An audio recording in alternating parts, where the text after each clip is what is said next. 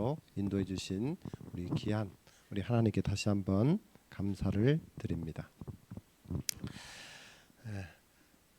우리 목사님께서 아까 잠깐 기도 중에서도 나왔고 우리 사회자 또 장로님께서도 말씀해 주셨듯이 저는 지금 현재 안산에 있는 희망 365 교회 담임 목사를 하고 있고, 또 우리 교회 우리 재단에 우리 부가테 지회라고 하는 희망 365 사단법인의 기관에 있는 또 그 기관장으로 또 같이 일을 하고 있습니다. 우리 함께 여러분들하고 오늘 오고 내일까지 이렇게 귀한 은혜의 말씀을 나누려고 하는데, 이 모든 일이 하나님께서 우리에게 말씀해 주시고 우리가 가야 할 길을 정확하게 또 가는 저와 여러분들이 되었으면 좋겠습니다.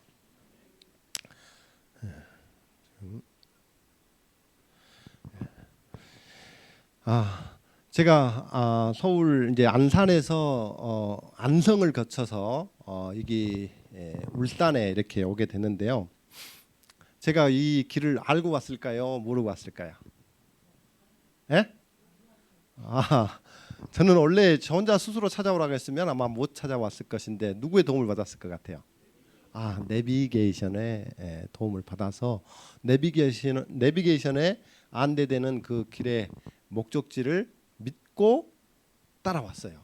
그랬더니 아니나 다를까 이 목적지까지 안전하게 이렇게 올 수 있게 됐습니다. 자, 저와 여러분들은 이렇게 예수님을 믿는 우리 사람들로서 우리의 세상의 이름 말고 또 하나의 이름이 있는데 그 이름이 뭘까요? 그리스도인, 선교자.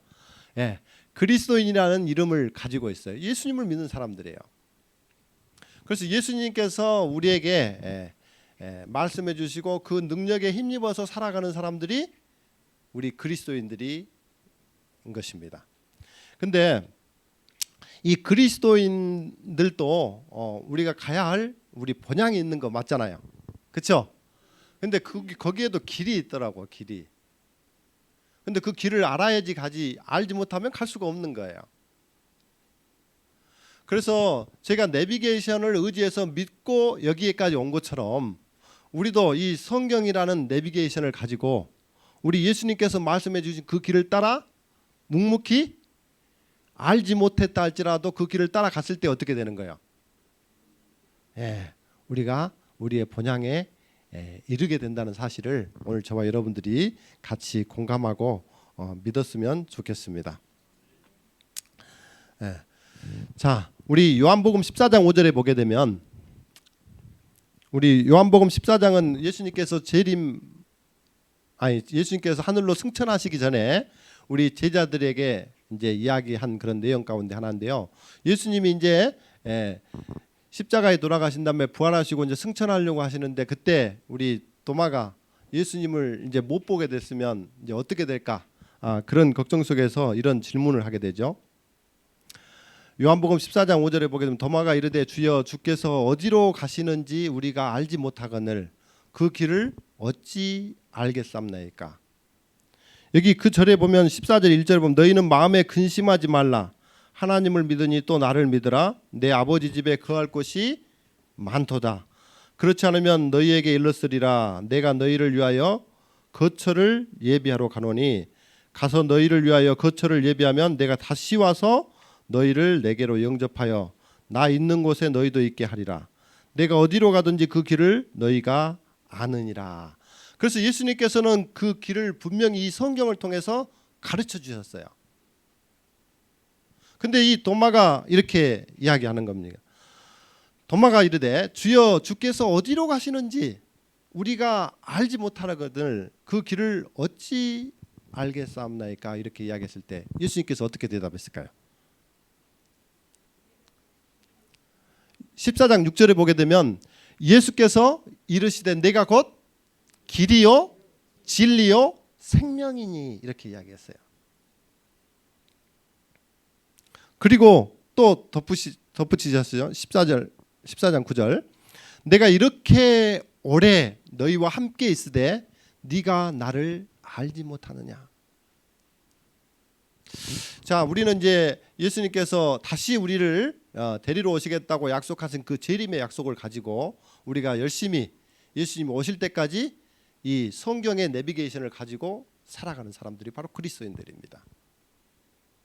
그리고 예수님께서 그 길을 상세하게 우리에게 가르쳐 주시고 또 그 길을 따라 묵묵하면 우리가 목적지까지 갈 것인데 그 안에 우리가 얼마나 많은 일들이 우리에게 보여지고 또 우리가 그 길을 잊어버리고 때로는 또 다른 길로 가고 이런 적이 많이 있는지 모르겠어요.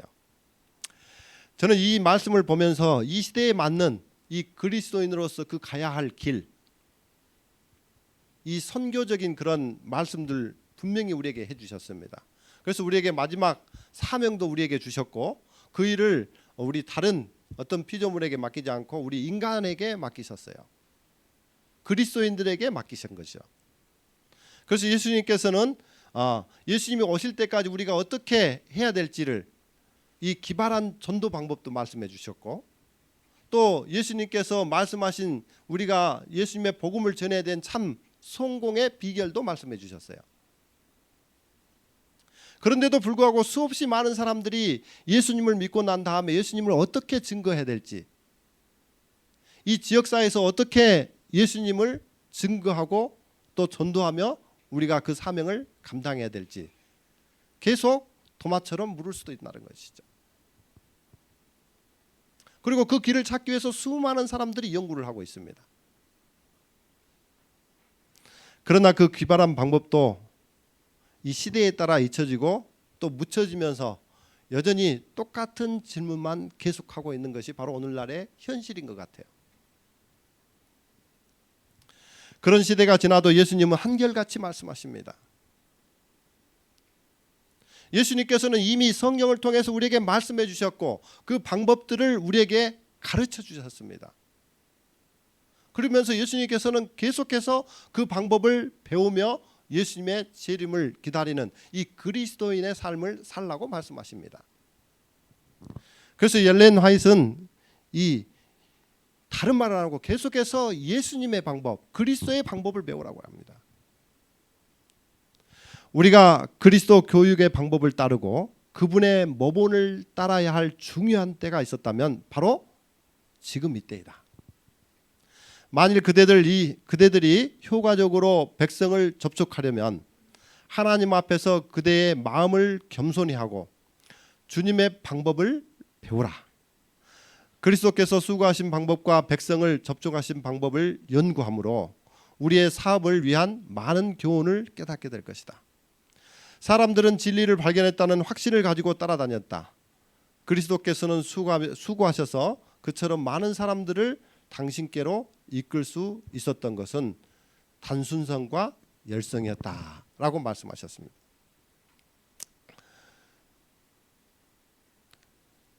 자, 그리고 그런 일들이 우리에게 분명히 그 일을 따라서 하게끔 예수님께서는 또 말씀하셨어요. 우리 치료봉사 457페이지 보면 그리스도께서는 당신의 제자들의 마음속에 특별한 일을 이루어 주시는 방법으로서 그들에게 하나님을 나타내셨다. 그분께서는 우리의 마음속에서도 그와 같이 일하기를 바라신다고 말씀하셔요.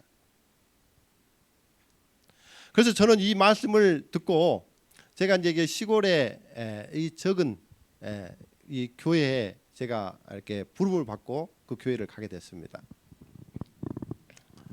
근데 저는 이제 그때 그 전에 교회에 있었던 교회는 이제 안양에 이런 교회가 있었는데 안양에서는 한 150명 정도 교회가 모이는 그런 곳에서 설교도 하고 이렇게 했는데 이제 그 다음에 하나님의 부르심에 따라서 시지만 시 단위의 시의 면 단위의 그런 교회로 이제 이렇게 발령을 갔는데 그곳에서는 정말 가보니까는 화요일, 금요일 예배가 없는 것입니다. 그리고 안식일날 이렇게 봤더니 안식일날 70대 우리 성도분들 한 19명이 거기에 출석하고 있는 것입니다. 그때 제가 정말 암담했어요. 하나님 저희 왜 여기로 보내셨는지 어떻게 해야 될지 전혀 모르겠더라고요. 그래서 하나님께서 왜 보내셨는지 하나님께 계속 기도하면서 질문을 했어요. 토마처럼. 그때 예수님께서 이 기도의 응답으로 이 예수님의 사역을 통해서 예수님이 하셨던 그 방법을 저에게 말씀해 주신 것입니다. 그러면서 그 길을 찾기 원하면서 기도하면서 예수님의 공생애를 묵상하게 된 것입니다. 예수님이 그 공생애 동안에 우리의 삶을, 그리스도인이 가야 할 그 길을 보여주시고 가르쳐 주신 그 사실을 다시 한번 깨달으면서 우리 사복음서에 나타난 예수님의 스토리를 알지만 다시 기도하면서 예수님께 질문하고 기도하며 연구하게 된 것입니다. 그리고 그것을 현장에 접촉하기 위해서 하나님께 계속해서 기도를 했던 것입니다. 그러면서 찾은 것이 이 예수님이 하셨던 그 사역이 이 총체적으로 보니까는 이 교회의 또 지역사회의 필요를 채워주시면서 우리 예수님께서 우리에게 주신 그 사명을 감당하고 계심을 제가 발견하게 된 것입니다. 그래서 이 두 가지 방법을 그 공생애 동안에 제가 발견하게 됐는데, 첫 번째, 이 성공적인 선교 사업의 방법과 실천 원리가 거기에 있는데, 이 첫 번째는 이 하나님께서 우리에게 이 그리스도인 하나님의 마지막 무리로 하나님의 남은 백성으로 부르셨는데, 그 백성들은 반드시 주님 오실 때까지 해야 될 사명이 있는 것입니다. 근데 그 사명은 반드시 하나님의 능력과 인간의 노력이 연합될 때 이루어진다는 사실인 것이죠. 그래서 하나님이 스스로 혼자 하시는 게 아니에요. 그리고 하나님을 제외하고 우리 인간만이 할 수 있는 일이 아니에요. 이것은 반드시 뭐가요? 하나님의 능력과 하나님의 능력 더하기 인간의 노력이 연합될 때 이 꼴루가 뭐예요? 야, 그때 성령의 능력이 나타나요. 그때 하나님의 기적이 나타나더라고요. 그래서 이 두 가지는 반드시 병행돼야 돼요. 이게 원칙이에요. 그래서 우리가 많은 사람들이 우리가 남은 자로서 열심히 살려고 하는데, 어떤 사람들은 하나님 없이 자기들이에요. 그래서 봉사도 하나님의 능력 없이 나의 능력으로 하는 것이죠. 그리고 어떤 사람들은 또 반대로 이 인간은, 사람들은 실천적으로 움직이지 않고 어떻게 해요? 하나님께 기도만 해요. 하늘에서 감만 떨어지기를 기다리고 있어요. 근데 하나님의 일은, 우리 마지막 이 남은 백성의 사명은 반드시 하나님의 능력과 인간의 노력이 연합해서 이루어진다는 사실을 여러분들 꼭 기억해야 돼요. 그래서 여러분들이 어떤 일을 하든 하나님의 일이라고 생각되면 반드시 하나님께 기도하고 하나님의 능력을 간구하고 내가 최선을 다할 때 그때 이루어지는 것입니다.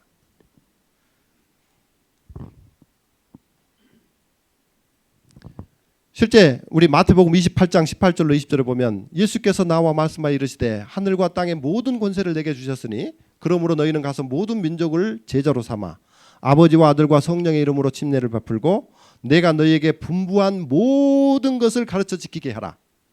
볼지어다 내가 세상 끝날까지 너희와 항상 함께 있으리라. 그러면서 분명히 우리에게만 맡기지 않으시고 예수님께서 분명히 세상 끝날 때까지 너희와 함께 하겠다고 말씀하셨어요. 그래서 이 구원을 얻는 일은 일종의 협력이고 연합활동이라고 우리 사도행전에도 기록되어 있어요. 우리 중간에 인간의 성공을 얻기 위하여 전적으로 하나님을 의지해야 한다. 인간의 노력 그 자체로는 충분하지 않다. 하나님의 능력의 도움 없이는 아무 소용이 없다.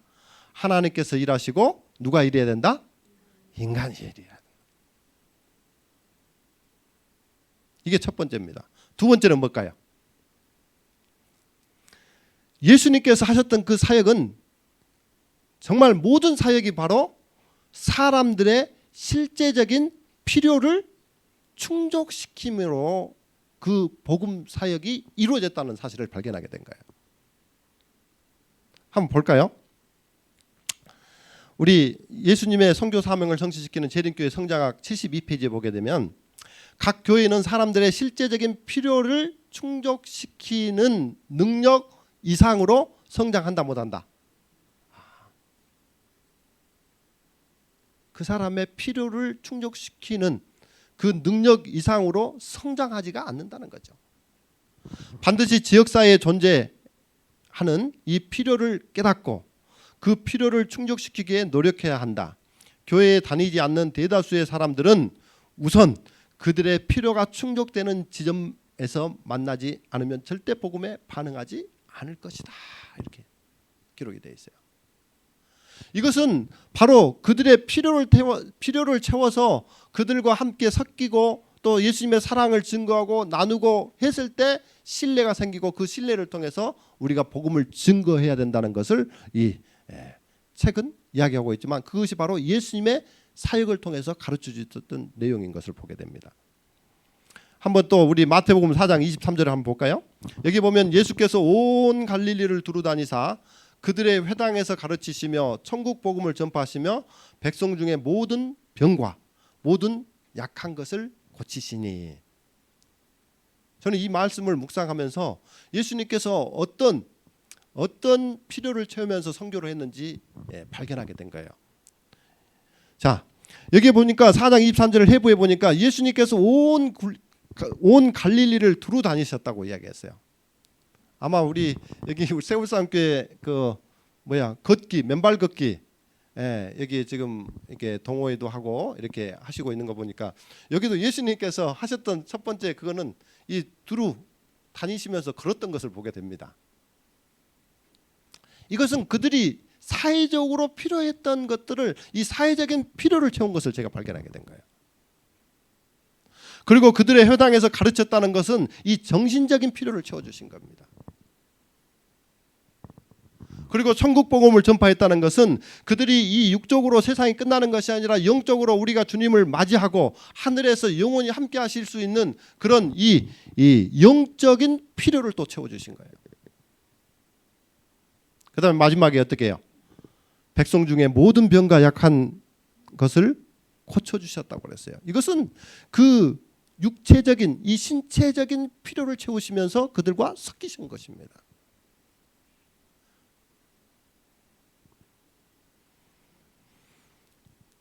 여러분들이 더 디테일하게 한번 들어가 보시기 바랍니다. 우리 요한복음 2장에 보면 가나안의 혼인잔치 포도즙이 떨어졌을 때 어떻게 했어요? 혼인잔치에 그 상황에 이 혼례식장에 포도즙 이 사람들은 정말 초청이 되는데 먹을 것이 없고 잔치장에 먹을 것이 다 떨어졌을 때 어떻게 해요? 예수님께서 나서 물로 포도즙을 만들어서 이 사회적인 필요를 채워주신 모습을 보게 됩니다. 예수님이. 또 니고데모와 대화에서 3장에 보게 되면 영적 고민을 안고 밤에 찾아온 니고데모에게 뭐 해주셨어요? 이 영적인 필요를 채워주신 것이에요. 베데스다 목가에 38년 된 병자, 우리 얼마나 많은 주위에 아픈 사람들이 많이 있어요. 그들에게 육신적인 필요를 채워주신 거라는 거죠. 그리고 우리 요한복음 6장에 보면 허기진 5천 명의 군중, 그 5천 명 군중에게 뭐를 먹이셨어요? 오병이어의 얘기죠. 이 육적인 필요를 채워주신 것입니다. 실제 우리 예언의 신에 보면 이렇게 정말 잘 해석해 놓으셨어요. 여기 보면 오직 그리스도의 방법을 사용함으로써만 사람들의 접촉할 때 참 성공을 거둘 것이다. 구주께서는 사람들의 유익을 소원하는 분으로서 그들과 섞이셨다.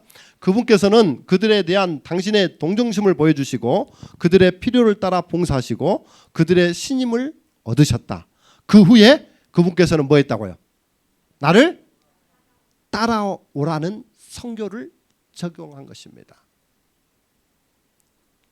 저는 이공계를 원래 전공을 했어요. 그래서 건축을 전공하고 이제 설계사무소에서 한 10여 년 동안 이렇게 일하다가 늦게 제가 이제 신학을 하면서 목회를 하게 되는데 저는 이게 이 말씀을 보게 되면 그 문장을 굉장히 이게 딱 나누고 디테일하고 분석을 합니다.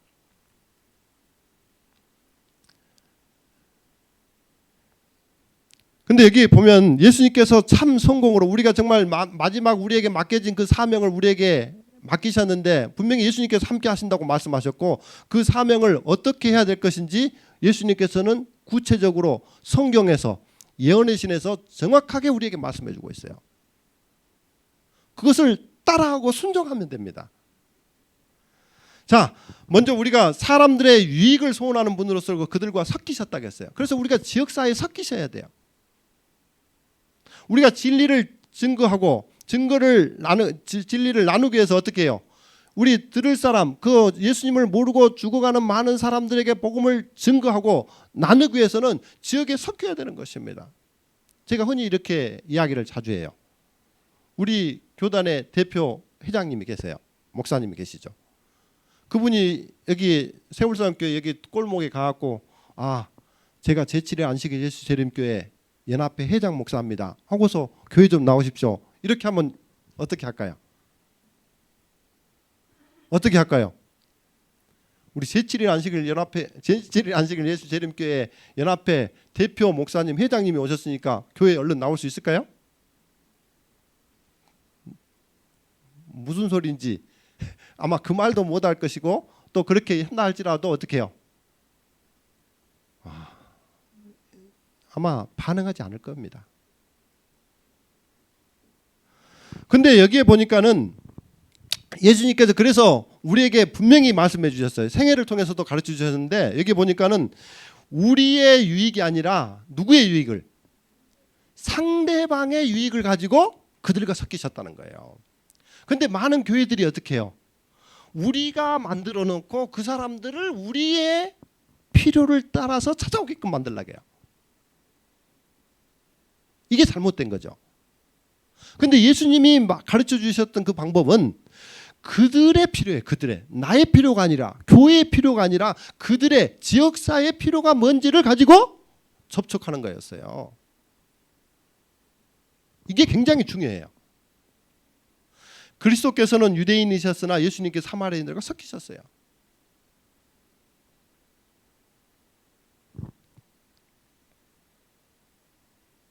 자, 두 번째, 예수님이 첫 번째 섞이셨죠. 지역사회에 섞일 때 어떻게 섞였어요? 상대방의 유익을 가지고 섞이셨다고 이야기했어요. 상대방의 필요가 뭔지. 두 번째는 사람들에게 예수님이 동정심을 보여주셨어요. 예수님의 동정심은 뭐예요? 예수님의 동정심이 뭡니까? 우리 예수님 이 성경을 전체로 뭐로 한 가지로 표현한다면 뭐라고 말하시죠? 예수님의 동정심은 완전히 사랑이잖아요. 그 예수님의 사랑을 그 지역사회에 섞이신 그 사람에게 뭐 하는 거예요? 보여주는 겁니다. 나의 마음이나 나의 동정심이 아니라 이 성경에서 말하고 우리를 죄 가운데 죽을 수밖에 없었던 저와 여러분들을 살리기 위해서 주신 그 사랑의 이 아가페적인 그 사랑의 동정심이 그들에게 보여줘야 된다는 거예요. 보여줘야 된다. 그러려면 우리가 어떻게 기쁘게 살아야 될 거 아니에요.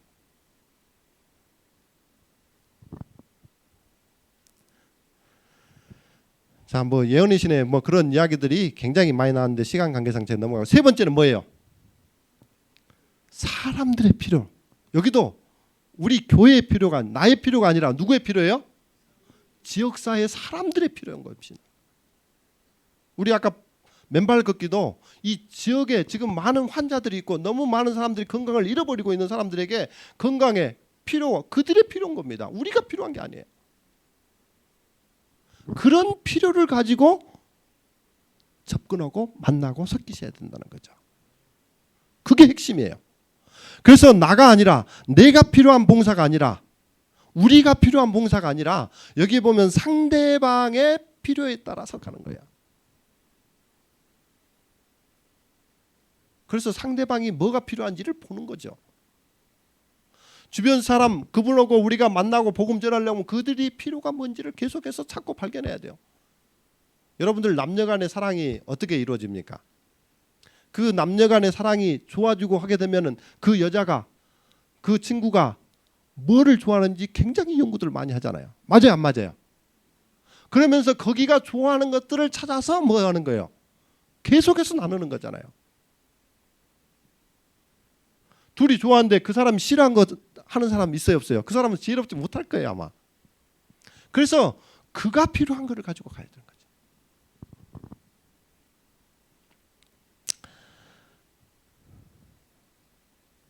네 번째 뭐예요? 이 봉사가 그들의 필요를 채워주는데 한 번 필요 채워주면 안 되는 거예요. 언제까지 해주는 거예요? 사람들의 신임을, 그렇지, 데이트 할 수 있을 만큼, 고백할 수 있을 만큼 계속해서 노력하잖아요. 그래 안 그래요? 이 사람들의 신임을 얻기까지 봉사해요. 근데 많은 교회나 또 많은 우리가 선교를 한다고 했을 때 이 지역에 많은 이제 필요를 채워주면서 다가가지고 이제 그분들에게 신뢰를 얻어. 그래서 야, 저 목사님은, 아니 저 장로님은, 저 집사님은 진짜로 이 지역을 위해서 이렇게 열심히 하신다. 신뢰를 얻은 겁니까? 안 얻은 겁니까? 얻은 거예요. 자, 그것도 나의 판단에 신임을 얻을 때까지 아니라 누구의? 상대방이, 다 상대방이에요. 상대방에게 신임을 얻을 때까지 봉사하는 거예요. 그래서 봉사가 1년 했다, 2년 했다가 문제가 아니야. 그 사람의 신임을 얻을 때까지 봉사하고 필요를 채우는 겁니다. 이게 예수님께서 가르쳐 주셨던 방법이죠. 그런데 마지막 5번째 단계가 뭐예요? 그 후에, 그래서 신임을 얻는 데까지 일성교회에서 지금 요즘에 좀 많이 이렇게 하시는 것 같아요. 근데 그럴 때 누가 다 영광을 받죠? 예? 신임을 얻으면 누가 영광을 받아요? 예? 내가 받는 거예요. 목사님이 받고, 장로님이 받고, 집사님이 받는 거예요. 이게 사회에서 이루어지는 거예요. 근데 우리가 신임을 얻게 되면 반드시 나를 따라오라고 뭐 해야 된다? 선언하고 선교하는 겁니다. 그래서 신임을 얻게 되면 반드시 예수님의 말씀을 증거하고 나눠요. 내가 이렇게 할 수 있었던 것은 누구 덕으로 한다고요? 실제로 제가 교회에서 이 필요를, 이 아이들을 굉장히 이제 정말 처음에는 그랬어요. 우리가 이단이라고 해가지고 사람들이 오지도 않고 그 필요를, 영어를 내가 가르쳐주고 아이들에게 필요를 채워주려는데 오지를 않는 겁니다. 근데 예수님께서 이 가르쳐주신 방법대로 기도하고 하려고 하는데 또 오지들 않는 겁니다. 그렇게 안 오는 날짜가 3개월이 됐어요. 3개월. 여러분 3개월 동안 한번 이렇게 준비 다 해놓고 그분들과 같이 섞이고 필요를 채우려고 이렇게 했는데 안 와요. 3개월 동안 기도하면서 계속해서 하나님께서 가르쳐 주신 예수님의 방법을 통해서 이렇게 기도하고 준비하는데 왜 이 필요를 받을 사람도 없습니까?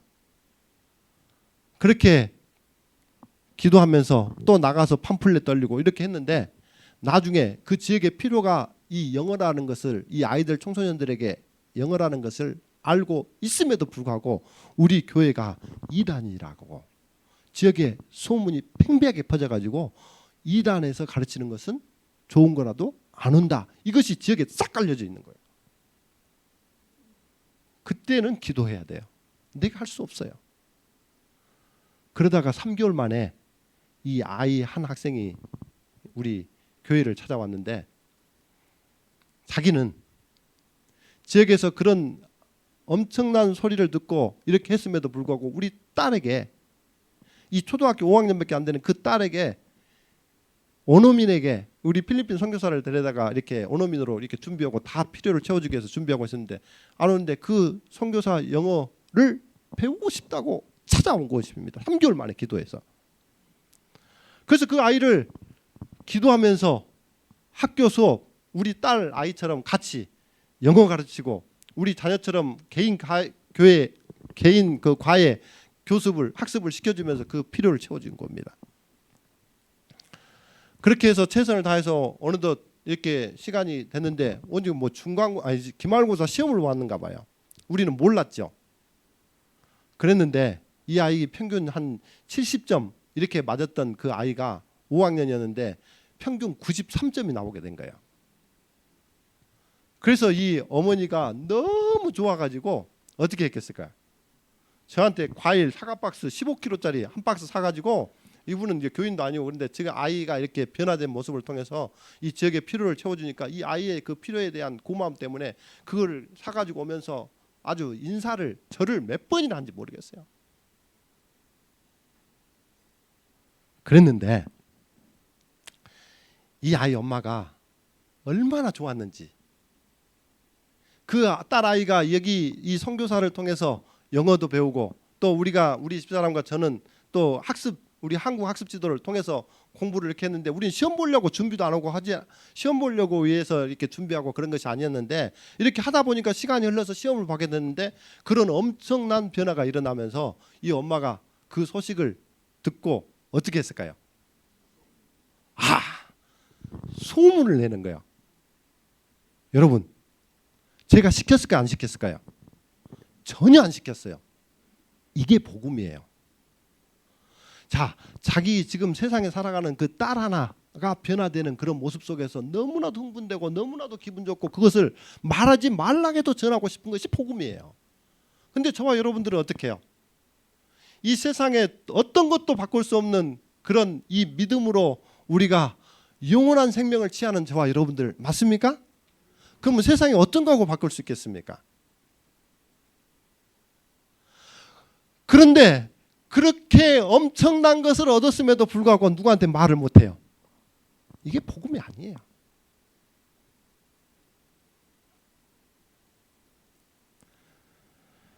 이분이 그렇게 증거했는데, 나중에 알고 봤더니 이분이 그 학교의 학부모 회장이었고, 이 아이를 통해서 이제 친구 엄마들한테 증거되니까, 그 친구 엄마들이 이제는 어떻게 해서 이단이라고 그렇게 했던 사람들이 뭐 장로계 권사, 집사 이런 분들이 다 숨기고 와. 그러면 그 아이가 목사님 저기는 장로계 어디 다닙니다, 이렇게 다 알려줘. 그럼 내가 누군지 다 알아요.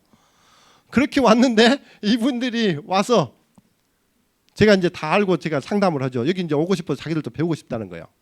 그런 사람들이 1년 있다가 2년 있다가 와요.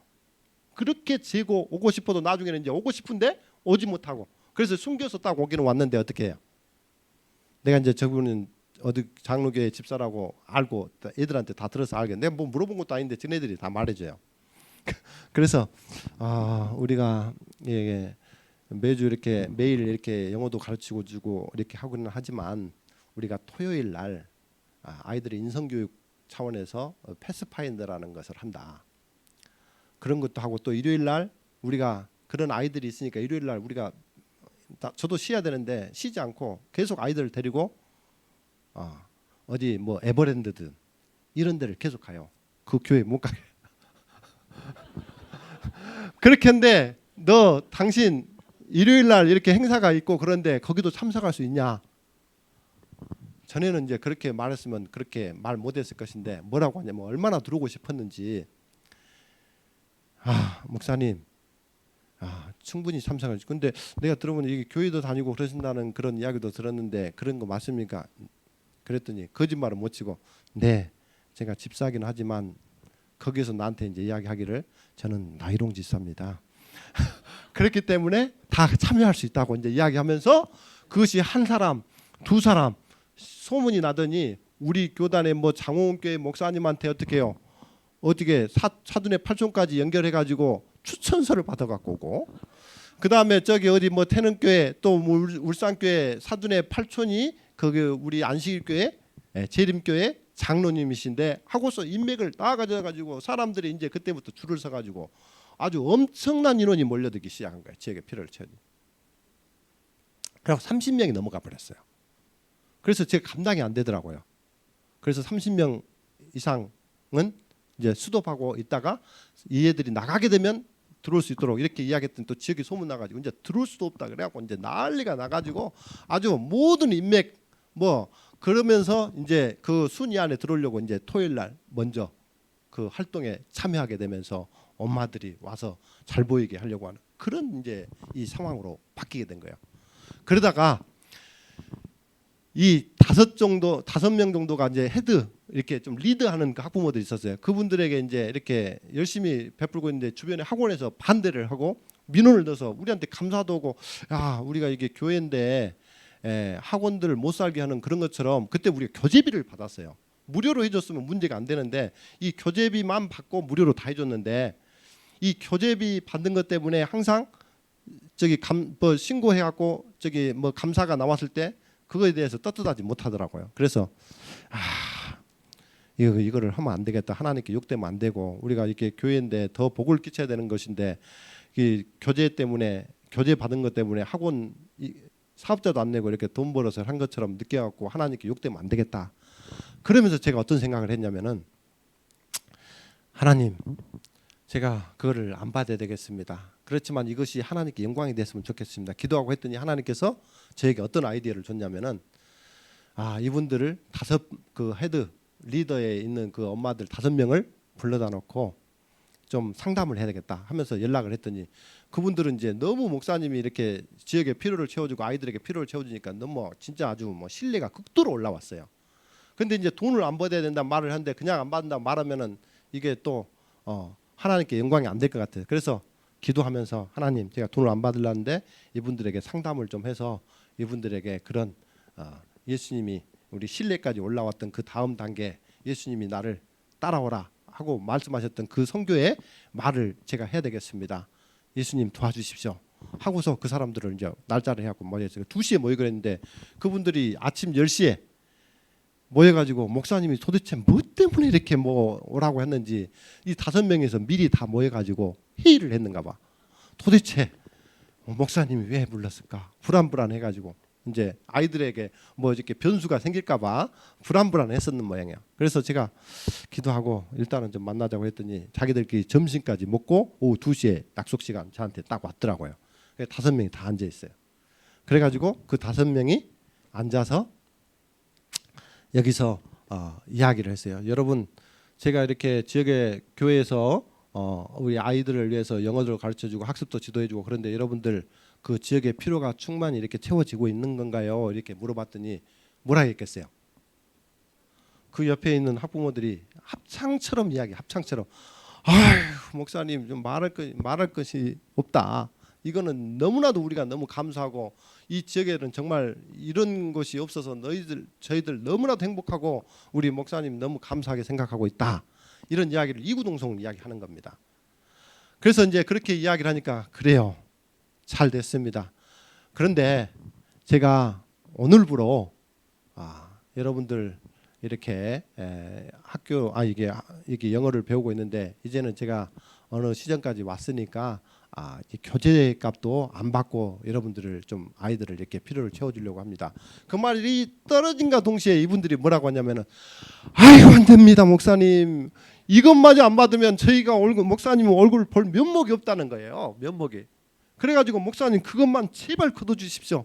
근데 저는 이제 민원도 들어오고 그렇기 때문에 어떻게 됐든 간에 이제 안 받고 정말 그런 하나님께 영광이 되지 못한 일들은 안 해야 되겠다 그런 마음으로 이제 그분에게 이야기해서 거기까지 가는데 이분들이 이제 완전히 거기까지 오면서 목사님 이렇게 하면 우리 목사님 얼굴도 못 봅니다. 우리가 무슨 체면으로 목사님 이렇게 무료로 맨날 받아서 이렇게 합니까? 이 신뢰가 아주 극도로 올라왔죠.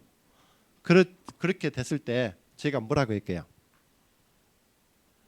제가 이렇게 해줄 수 있는 것은 제가 목사이기 때문에 해줄 수 있었던 것입니다. 이 한마디 했어요. 그랬더니 제가 그 이상에 더 나아가지도 않았는데 이 5분의 어머니들이 목사님이 그렇게 우리를 위해서 도와주고 이렇게 하고 있는데 우리 목사님을 위해서 할 수 있는 게 뭘까? 아까 10시부터 회의한 내용이 이제 거기서 나오는 거예요. 그러면서 그 5분이 우리가 목사님 도울 수 있는 것은 우리가 같이 가서 교회를 가는 것이다 하고서 이미 5분이 회의를 통과시키고 저한테 상담을 온 거예요.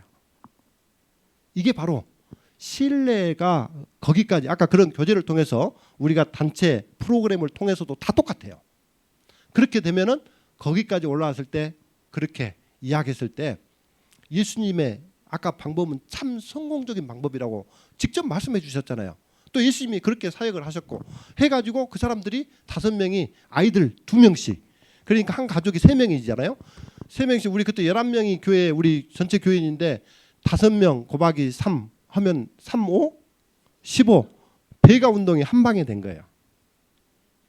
그래갖고 그 젊은 그 나이 드신 분만 계신데 그때 이제 3040 아이들이 이제 거기에 들어오게 되면서 시작이 됐던 것들이 그 당시에 약 청소년만 70명이 나오게 됐어요. 성경학교 100명이 매일 5일 동안 우리 옛날 성경학교 있잖아요. 그렇게 해서 한 10년을 가까이 매년 그렇게 해가지고 거기에 보면 우리 그 테니스 잘 치는 정현 선수 있잖아요. 그 친구도 거기서 성경학교 영어를 배웠던 친구들이에요. 그렇게 우리 국가대표 선수 알잖아요. 그런 교회로 발돋움하게 된 거죠. 자, 이제 이것은 제가 처음에 있었던 교회, 이곳에 제가 발령이 간 거죠. 그래서 이게 여름이 되고 겨울이 되고 이렇게 되면은, 겨울에서 이제 해동이 되면은 이 벽돌이 다 떨어져요. 그러면 그 주변에 그 차 지나다니는 차들에 떨어지기도 하고 민원도 들어오기도 하고, 아주 또 안에 비는 다 새고 곰팡이 냄새에다가 감당이 안 됐었죠. 근데 그런 교회가 아까 예수님이 가르쳐 주셨던, 그렇게 기도하면서 연구하고 예수님이 하셨던 그 사역을 그대로 따라 순종했을 때 하나님께서 이 죽산 다사랑교회를 허물고 다시 이렇게 새로 짓게 됐어요. 그래서 정말 하나님의 은혜로 헌당을 하게 되고, 바로 그 해에 딱 아까 예수님이 가르쳐 주셨던 그 방법 그대로 3년 동안 실천했더니 여기에 지금 교회가 딱 100석이에요. 그럼 시골 교회에서 100석 정도면 적은 거예요, 큰 거예요? 큰 거죠. 근데 그게 딱 3년 만에 이 교회 본당에 앉을 자리가 한 명도 없고 뒤에 이제 서서 예배를 드리는 그런 상황까지 가서, 이 교회가 정말 하나님의 은혜로 세워진 지 3년 만에 교회가 가득 차니까 어떻게 했겠어요? 너무 정말 하나님께 감사드렸는데, 거기에 그때 이제 뭐 진짜 시골에 아무도 없었는데 교수님, 의사분까지도 이제 막 교회를 나오기 시작하고 나왔는데, 어느 날 거기 식당에 한 20여 병 정도 되는데 거기에서 식당 한꺼번에 다 식사도 못 해요. 근데 거기에서 식사를 하는데 어떤 꼬마가 저 밖에서 여기 안에 밥 먹고 있는 친구한테, 야 친구야 빨리 나와 밥 먹고 우리 놀게, 이렇게 이야기를 하니까는 이 친구가 빨리 막 나간다고 가는데 거기 의사 이렇게 식사하고 계시는 그 집사님이 거기 계시는데, 그분 등을 이 무릎으로 탁 치고 탁 나가더라고요. 일부러 한 게 아니고 빨리 나가려다가 거기다 찧어버린 거죠. 그러니까는 그거 보고는 그것이 제 눈에 딱 들어왔어요. 그래가지고는 이거 안 되겠구나. 우리가 100명이 차고 지금 앉을 자리가 없는 그런 상황 속에서 또 밥 먹은데도 저렇게 지금 민덕이 있으니까 이런 분들이 이렇게 하다가는 교회를 안 나올 수도 있겠다 하는 생각이 탁 들더라고요. 그래서 다시 비전을 세워서 이 교회가 가야 할 그 비전을 이제 또 기도하게 된 것이죠. 그렇게 해가지고 딱 1년 정도 제가 기도하면서 준비하고 했던 게 바로 그 옆에 있는 36 청소년 비전센터라는 그런 엄청난 비전을 가지고, 근데 건축하고 난 다음에 이 교인들이 뭐 새로 오신 분들은 교회에 헌금 얼마나 하시겠어요? 지금 저것도 4천만 원 교인들이 했는데 4억 8천짜리가 하나님께 헌당하게 되는 귀한 기적이 일어났는데, 저것도 우리 교인들이 뭐 100만 원, 200만 원 이렇게 하셔가지고 약정 금액을 다 못 내신 분들이 몇 사람이 있었어요. 그럼에도 불구하고 그 비전을 제가 제시하지 않으면 안 되겠다는 그런 생각을 가지고 저런 엄청난 비전을 제시를 했죠. 그랬더니 수석장로님 한 분이 저한테 그 비전 끝나고 설교 시간 끝나고 내려가지고 저기 앞에서 이제 교인들 나가려고 인사했더니 장로님이 뽀로로 하고 그 사람들 몽땅 이렇게 모여서 막 인사하고 이제 막 가려고 헤어지려고 하고 있는데, 목사님 이거 안 됩니다. 이거 안 됩니다. 이러더라고요. 그래서 제가 여러 사람들이 있는 데서 너무 당황스럽더라고요. 목회자가 이제 저건 정말 기적적으로 하나님의 역사로 이루어지는 건데 저거를 또 우리가 이렇게 가지 않으면 안 되겠다는 그런 판단이 서가지고 제안을 했는데, 목사님이, 저 장로님이, 수석장로님이 오셔갖고 목사님 그거 안 됩니다. 다 사람들 듣는 데서 그렇게 이야기하는 거예요. 그래서 제가 순간 장로님 말씀 내가 충분히 이해를 가겠고 제가 무슨 뜻인지 알겠습니다. 그때 이제 순간적으로 무시로 제가 기도를 하면서, 하나님 제가 어떻게 해야 됩니까? 그랬더니 딱 일주일만 시간을 좀 기도할 수 있는 시간을 좀 달라고 부탁을 하면서 그 장로님 제가 장로님 충분히 말씀을 알아들었고 이제 이렇게 건축한 지도 얼마 안 됐고 바로 지금 하자마자 이렇게 지금 된 상황이고 그러니까 어렵다는 뜻으로 제가 인지하고 알고 있으니, 그래도 일주일만 우리가 기도하고 난 다음에 그래도 장로님이 못하시고 교인들이 그렇다면 저 포기하랍니다. 그렇지만 기도하고 난 다음에 결정할 수 있도록 좀 그렇게 했으면 좋겠다 하고서 그 위기의 순간을 넘겼어요. 제가 이제 그 시간이 지난 다음에 계속해서 일주일 동안 정말 기도를 많이 했어요. 그리고 그 다음 안식일 날 그 장로님을 마주했어요. 이제 그때는 제가 이제 처음에는 설교 끝나고 맞았는데 이제는 이제 설교 들어가려고 할 때 대기하고 있을 때 그때 이제 또 사람들이 거기 웅성웅성 있고 화장실도 다녀올 사람들이 있는데 거기에서 이 장로님이 갑자기 저한테 딱 찾아오더니 그때 나이가 73세예요. 그분이 저한테 딱 오셔가지고 제가 그때 40대였죠. 그런데 그 70대 73세 되신 그 장로님이 저한테 찾아와가지고 무릎을 탁 꿇더니 교인들 다 보고 있는데 목사님 잘못했습니다. 목사님 잘못했습니다. 이런 일을 저 앞에서 여러 사람들 교인들 앞에서 딱 그렇게 수석 장로님이 하시는 거예요. 그래서 제가 아주 깜짝 놀래가지고 장로님 어서 이러지 마십시오. 왜 그러시냐고 그랬더니 제가 지난주에 기도 일주일날 하자고 했잖아요. 근데 그 기도를 본인도 가서 하셨죠. 근데 하나님께서 우리 장로님에게 말씀하셨는 것 같아요. 그랬는데 아까 우리 교인들이 그때 4천만 원 헌금해가지고 4억 8천짜리가 헌당을 했다면 그 일은 누가 한 거죠? 하나님이 하신 거를 그때서 그 일주일 동안 기도하면서 그때 깨닫게 된 거예요. 그러면서 이건 우리가 한 것이 아니고 하나님께서 하셨는데 내가 한 것처럼 우리가 한 것처럼 생각하고 판단하고 그렇게 이야기했다는 것을 잘못했다고 이야기하는 거예요. 그래 가지고 장로님 그럴 필요 없습니다. 제가 장로님 입장이라도 충분히 인간적으로는 그렇게 할 수 있습니다. 하고서 내가 다시 이야기하고 해가지고 그때 저 엄청난 이 교회 4배의 크기 저게 650평이고 이게 150평이에요. 그래서 실제 공간만 800평이 되는 아마 우리 재림교회 이 공간으로 봤을 때는 가장 큰 교회 중에 하나예요. 우리 재림 교단 중에. 아까 우리 교회가 거의 문 닫는 교회 영순이었거든요. 서중환 앞에서. 그랬는데 그렇게 해서 저 교회가 되고 아까 그런 방법으로 우리가 어린이 그룹 그 다음에 3040 그룹 그 다음에 시니어 우리 장년층 그 그룹 그 다음에 우리 외국인 그룹 4그룹으로 크게 나눠서 지역의 필요를 채우는 접근적인 그런 우리가 전도 소그룹을 만들어서 활동을 하게 된 거예요. 그래가지고 아까 그 교회에서도 꺼졌네요.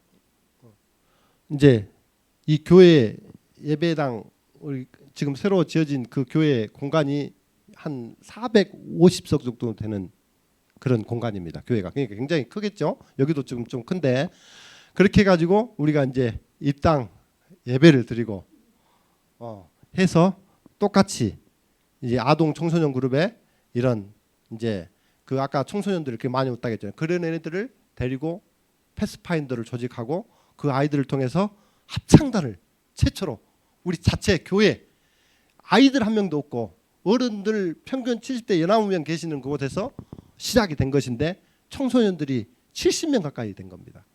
그래서 그 애들을 데리고 패스파인더 제복을 입고 우리가 이제 드디어 선교에 첫 발을 딛고 이제 이렇게 하게 돼서 나갔고 이렇게 준비해가지고 난타도 이제 하게 되는 난타를 통해서 우리가 그 뭐죠 전국 노래자랑 거기에 입상도 힘들어요. 근데 우리가 거기에 본선까지 진출했어요. 그래가지고 상금도 100만 원씩 받고 이런 엄청난 기적을 거기서 낳게 된 거예요. 그러면서 우리가 이제 막 TV에도 방송도 나오고 막 그렇게 한 게 됐는데 그 다음에 이제 내가 이렇게 이야기해 준 것은 여러분들이 지금 우리 목사님이 지금 그런 마인드로 전에 우리 연합회 선교부에 계실 때도 그런 비전을 계속해서 교회마다 심어주시고 이끄시고 또 이게 지금 울산 세울산 교회도 그렇게 지금 가고 있는 걸로 제가 지금 알고 있어요. 그래서 제가 이제 여기 반드시 이제 교회가 물론 장년 그룹들도 있기는 있지만 우리 청소년 그룹이 살아야지만이 3040이 전도가 되고 그 다음에 이렇게 전부 다 아우르는 선교회, 건강한 그런 교회가 될 수 있겠다. 그런 것이 제가 이제 여러 교회를 통해서 제가 경험하게 됐어요. 그래서 이 청소년에 굉장히 제가 투자를 많이 하고 이 청소년을 집중 교육했어요. 그래서 여러분들이 이제 이곳에서 무엇을 할지 어떻게 해야 될지 이제 궁금할 때 여러분들이 좋은 아이디어가 또 그런 이 지역의 필요를 통해서 그것이면 여기도 되겠다 하는 것들을 좀 착안하고 알 수 있도록 하기 위해서 제가 잠깐 이렇게 이야기를 해드리는 거거든요. 그러니까 여러분들이 참고하시면 좋을 것 같아요. 우리 지금 시간이 다 돼버렸죠. 네. 제가 시간이 다 돼서 이거 마쳐야 되겠네. 지금 너무 또 많이 하시면 여러분 힘드실 것 같으니까. 그래서 이게 있는데 이거는 시간이 될 때 또 하도록 그러면 하겠습니다. 목사님 그렇게 하면 되겠네요. 네. 제가 보니까 시간이 지금 다 된 것 같아서 넘어버린 것 같네요. 네. 그래서 이제 실제적인 그런 이 전도 지역의 필요에 대한 소그룹들을 이제 만들어서 아까 이제 여기에 보면 아까 여러분들 우리 장로님께서 말씀하셨던 것처럼 외국인 글로벌 이 외국인들에게 어떻게 이 다문화 외국인들에게 선교를 하는 것인지를 이제 여기에 우리가 있는데 그것 또한 아까 말했던 그 교회에서 우리 한국 사람들만 한 120명 정도 됐었고 외국 우리 외국 청년들 있잖아요. 다문화 가정 외국 청년들이 한 150명이 아까 그 시골 교회 거기에 그렇게 모이게 된 거였죠. 근데 그것이 이제 이 도시 교회도 똑같이 이루어집니다. 근데 그 도시 교회도 지금 현재 우리가 지금 갔는데 지금 일일 한 300명 정도가 지금 외국인들이 우리 센터에 필요를 지금 받으러 옵니다. 이제 이렇게 해서 지금 그 사람들에게 이제 복음을 지금 증거하고 나누고 있거든요. 그래서 실질적으로 이 수수할 곡식은 많은데 일할 일꾼이 지금 부족해요. 여러분들이 또 그걸 위해서 좀 기도해 주시고 아마 여기에서도 여러분들이 정말 우리가 남은 사명자로서 또 예수님이 재림하실 그때까지 우리가 무엇을 어떻게 해야 될 것인지 정말 구체적으로 하나님께서 우리에게 주셨고 그 말씀대로 순종하고 살게 되면 우리 자체도 하늘 가는 시민권자로서의 그런 품성도 형성이 되고 또 그런 우리 사명을 잘 감당하면서 이 세상에서도 정말 가치를 느끼면서 우리가 지내고 살아갈 수 있다고 저는 확신합니다. 그래서 이 세울산 교회가 내일 내가 시간 되는 대로 이제 그거는 해드릴 테니까 오늘 여기까지 마무리하고 우리 하도록 하겠습니다. 그래서 우리 세울산 교회가 그런 비전을 가지고 우리가 그 말씀에 순종만 하면 이거는 제가 하는 게 아니고 우리가 하는 게 아니고 하나님께서 반드시 역사하고 이 교회에서 시골 교회에서 도시 교회에서 제가 두 군데 다 똑같이 해봤어요. 그랬는데 지금 거기 교회도 지금 현재 4년 만에 교회가 없어요. 교인이 없었어. 그런데 이제 개척하는 거나 다름없었는데 지금 120명 나와요. 그 정도로 지금 많은 사람들이 지금 이런 하나님의 복음의 필요를 느끼고 있다는 사실을 여러분들이 좀 알면 좋겠어요. 그래서 여러분들이 이번 기회를 통해서 다시 한번 여러 가지 우리 지역의 필요를 위해서 그런 소그룹들을 만들고 전도 소그룹을 만들고 그 소그룹들을 통해서 얼마나 이 지역의 탁월하게 필요를 채워줌으로 그 일들을 감당해야 될지를 우리가 느끼면서 또 기도하며 그 길을 걸어갈 때 이곳에 정말 앉을 자리가 없을 정도로 하나님께서 축복하고 저는 그 축복이 하고도 남을 수 있다고 저는 확신합니다. 우리 여러분들이 오늘 짧은 시간이지만 이것으로 오늘 시간을 마치도록 하겠습니다. 바로 기도할까요? 하늘에 계신 우리 아버지 하나님, 오늘 우리가 안식일에 우리 세울산 교회 성도님들과 함께 우리 예수님께서 하시는 내가 너희를 세상 끝날까지 함께 하시겠다고 하신 그 의미의 말씀이 어떤 것인지 부족한 소자를 통해서 또 함께 할 수 있도록 인도해 주신 은혜를 진심으로 감사합니다. 아버지 하나님, 이 하나님은 곧 우리 모두의 하나님이고 또 세울산 교회의 하나님이신 것을 저희들이 믿습니다.